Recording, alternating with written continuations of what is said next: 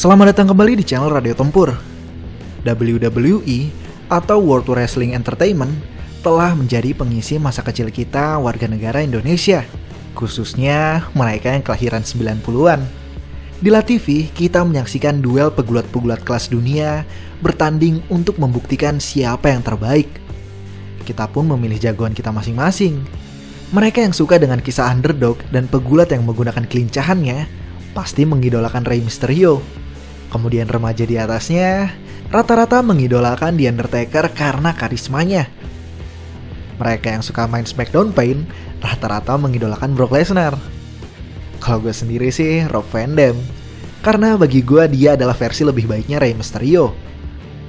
Di masa itu, kita melihat para pegulat ini bagaikan superhero kita, melakukan duel berdarah dan atraksi berbahaya serta drama-drama pemanis di balik panggung. Namun tiap kali kita membicarakan Smackdown, tidak jarang orang komentar, "Ah, bohongan itu mah, acting itu mah." Dan ya memang benar, acting adalah kata yang tepat untuk menggambarkan aksi mereka, karena tujuan utama mereka tertuang pada nama WWE itu sendiri, yaitu sebagai entertainment atau hiburan. Di mata sebagian orang, Smackdown itu mungkin tampak bodoh. Tapi apa bedanya dengan film action yang sama-sama acting? Smackdown justru berhasil menyajikan laga secara nyata dan live yang menarik simpati banyak fans.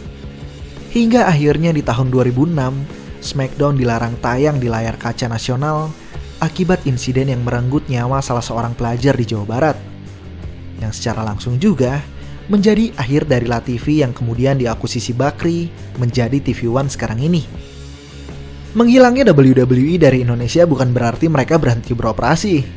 Di luar sana, kisah duel para pegulat ini masih berlanjut. Dan warga negara Indonesia yang berlangganan TV kabel di tahun 2007-an masih bisa mengikuti kisah Smackdown ini. Kalau gue sendiri sih di tahun itu belum punya TV kabel. Tahu-tahu ketika gue SMA dan menyaksikan cuplikan Smackdown lewat YouTube, barulah gue menyadari bintang-bintang Smackdown lama yang kita saksikan dulu sudah digantikan dengan bintang-bintang baru. Dan bintang terbesar WWE di masa itu adalah CM Punk.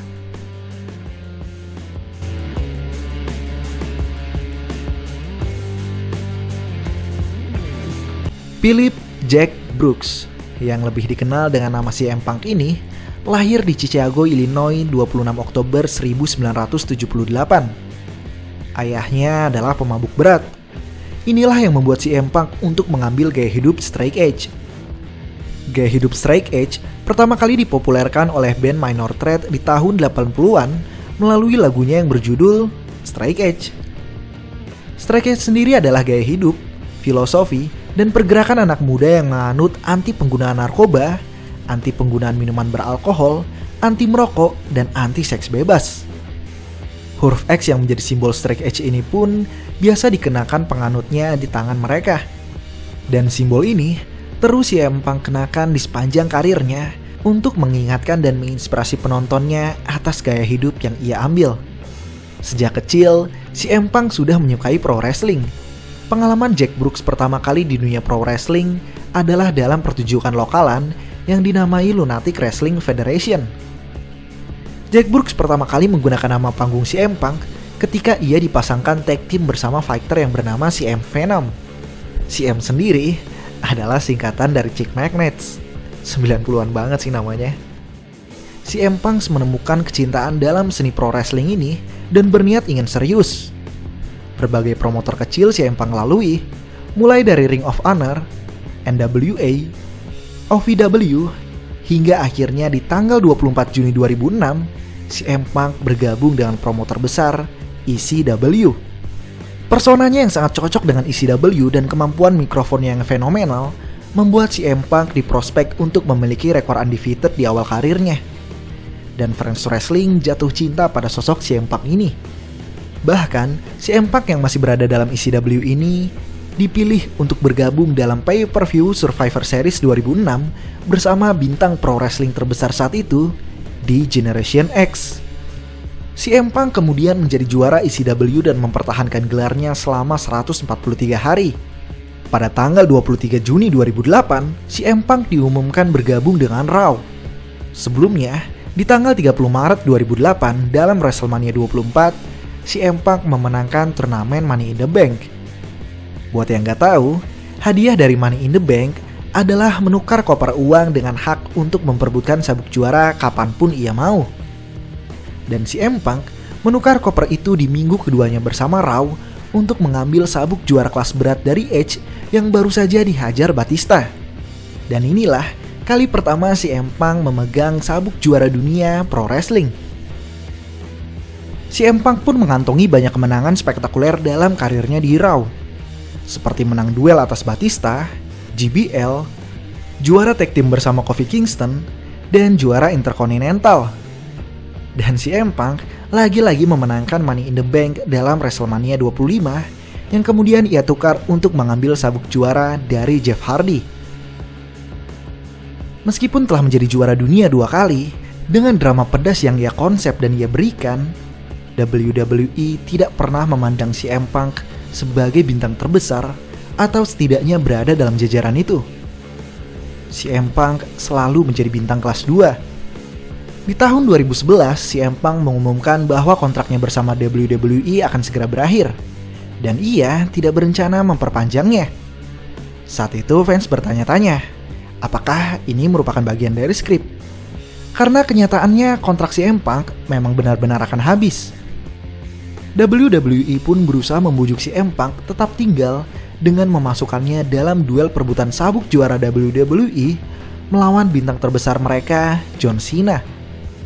Di tanggal 27 Juni 2021, CM Punk menyerang John Cena, kemudian duduk di pintu entrance dan melontarkan pidato yang nampaknya di luar narasi. CM Punk mengungkapkan kekesalannya terhadap perusahaan. Contohnya, The Rock yang baru saja kembali tapi mengambil posisi orang dalam WrestleMania. Dia juga marah terhadap kemunafikan kampanye anti-bullying perusahaan. CM Punk bahkan bilang bahwa WWE akan lebih baik kalau Vince McMahon mati, yang kemudian membuat tim di balik layar mematikan mikrofonnya. CM Punk kemudian disuspend dari WWE. Fans makin bertanya-tanya, apakah ini merupakan bagian dari skrip atau nyata?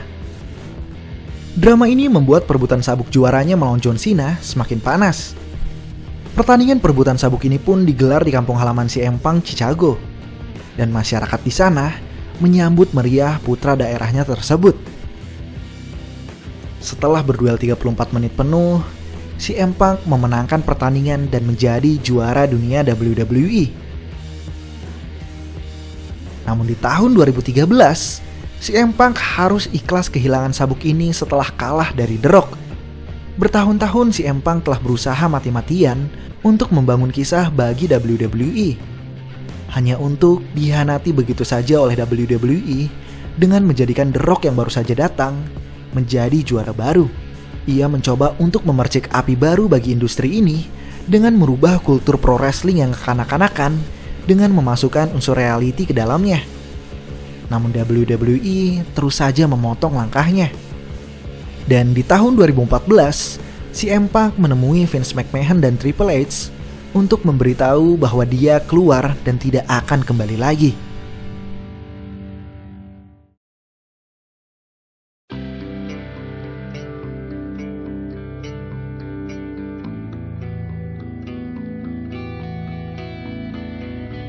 Dalam UFC 181, 6 Desember 2014, CM Punk pertama kali menampakkan dirinya di UFC dalam interview bersama Joe Rogan.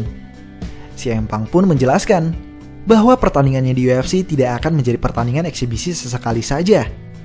CM Punk telah menetapkan bahwa MMA akan menjadi karirnya. Saat itu, baik fans pro wrestling dan fans MMA sangat menantikan debut CM Punk di UFC. CM Punk pun tidak berlatih di gym sembarangan. Ia berlatih di bawah Duke Roufus, legenda kickboxing yang telah melatih banyak juara MMA dunia, seperti Anthony Pettis dan Ben Askren. CM Punk berlatih selama 2 tahun hingga akhirnya dalam UFC 203 tanggal 10 September 2016, CM Punk memulai debutnya. Dan yang menjadi lawannya saat itu adalah prospek muda UFC, Mikey Gall. Sebelumnya, di bulan Februari dalam UFC Fight Night 82, Mikey Gall yang masih berusia 23 tahun ditantang oleh Dana White. Apabila ia berhasil memiliki debut spektakuler, UFC akan menghadiahkannya pertandingan melawan CM Punk. Mikey muda pun menerima tantangan Dana White tersebut dan memenangkan debutnya melawan Mike Jackson dengan rear naked choke hanya dalam 45 detik. Dalam post-fight interview, CM Punk masuk ke dalam oktagon untuk menjabat tangan Mikey, menandakan duel mereka menjadi ofisial. Dalam weigh-in, CM Punk sempat menarik perhatian dengan tidak membalas tawaran jabat tangan dari Mikey. Mikey berkata bahwa CM Punk masih terjebak dalam persona pro wrestlingnya. Betting odds menuju pertandingan ini sangat menjagokan Mikey Gall. Mikey Gall berada di angka minus 440 dan CM Punk berada di angka plus 360. Dan wajar saja, seorang prospek muda bersinar UFC melawan orang tua berusia 37 tahun yang baru memulai debut MMA. Dan tidak sampai di situ, pertandingan ini akan menjadi kali pertamanya CM Punk merasakan bertarung sungguhan. Ia tidak memiliki rekor kompetisi MMA amatir sama sekali, atau setidaknya pernah mengikuti kompetisi karate atau taekwondo lokalan. Semua orang menduga CM Punk akan dihajar habis-habisan malam itu. Dan itulah yang terjadi. CM Punk menerjang maju dengan ceroboh dan langsung disambut dengan double leg takedown oleh Mikey. Di bawah, Mikey langsung memberikan ground and pound brutal pada CM Punk yang secara langsung memperkenalkan CM Punk pada dunia MMA yang brutal dan tanpa ampun. Tidak lama, Mikey langsung mentransisikannya pada rear naked choke yang membuat CM Punk tap out dengan cepat. CM Punk kalah tak berdaya. Selama 2 tahun ia berlatih penuh, 7 hari dalam seminggu, hanya untuk dihajar habis-habisan dan dikunci mati tanpa sempat melayangkan satu pukulan pun. Debut CM Punk di UFC menuai beragam respon. Ada yang makin mengolok-oloknya, dan ada juga yang respect dengan keberanian CM Punk mengambil langkah ini, termasuk UFC. Saat itu UFC merasa mungkin mengadukan seseorang di usia 37 tahun yang tidak punya background bela diri apa-apa melawan prospek muda UFC yang menyandang sabuk coklat Brazilian Jiu-Jitsu, jebolan Gracie Jiu-Jitsu, rasanya terlalu berlebihan. Hingga akhirnya UFC memberikan CM Punk kesempatan satu kali lagi. Kesempatan itu tertuang dalam UFC 225 Whittaker vs Romero 2, 9 Juni 2018. Lawan CM Punk kali ini adalah sesama korban Mikey Gall, Mike Jackson. Di ronde pertama CM Punk tampil agresif, namun dengan mudah dikonter oleh Jackson. Di ronde 2, CM Punk sudah terlihat kecapean dan Mike Jackson mulai mempermainkan CM Punk.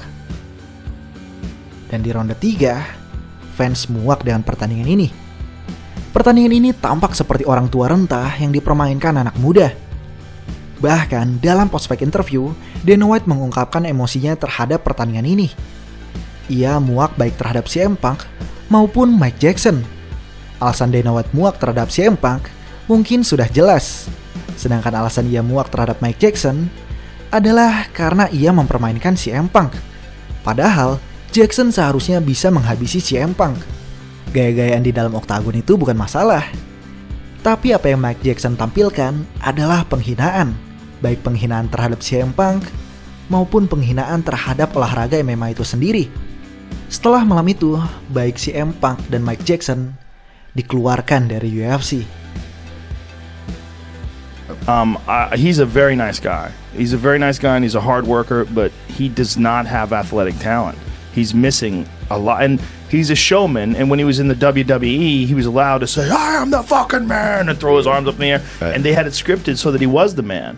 But, you know, when you're in there with a guy like Mike Jackson, who had zero fear of him and just was so casual and just popping him in the face anytime he wanted to, and literally could have stopped him anytime. If he just got angry and wanted to stop him, he could have stopped him at any point in the fight.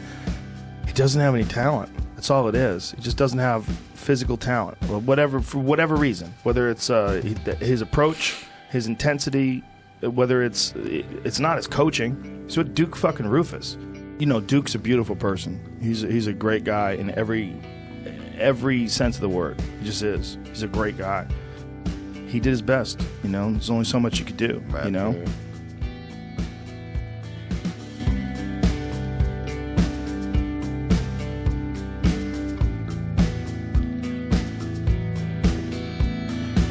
Mungkin apa yang disampaikan Joe Rogan benar. 4 tahun berlatih di bawah Mike Rufus, namun CM Punk tidak mampu memberikan peningkatan apapun. Tapi perlu disadari juga bahwa usia CM Punk ketika melawan Mike Eagle adalah 37 tahun.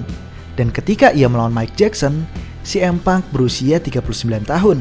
Ini adalah usia rata-rata fighter MMA pensiun. Tanpa background bela diri apapun, CM Punk berani masuk dalam oktagon untuk bertanding melawan pembunuh sungguhan. Kenyataannya adalah CM Punk sebetulnya tidak perlu melakukan semua ini. Ia telah mengukir namanya sebagai legenda di pro wrestling. Ia memiliki banyak fans militan dan tentunya harta yang melimpah, yang mungkin jauh lebih banyak dibanding juara-juara UFC. Alasan CM Punk terjun ke UFC di usianya yang sudah lanjut murni karena ia ingin mencoba tantangan baru dalam hidupnya. Hingga akhirnya oktagon mengajarkan CM Punk bahwa MMA bukanlah olahraga coba-coba. MMA adalah olahraga brutal yang tidak mengenal ampun. Namun gue juga tidak suka dengan fans MMA yang mengolok-olok CM Punk, karena tidak semua orang berani masuk ke dalam oktagon. Apalagi untuk orang yang telah memiliki segalanya seperti CM Punk.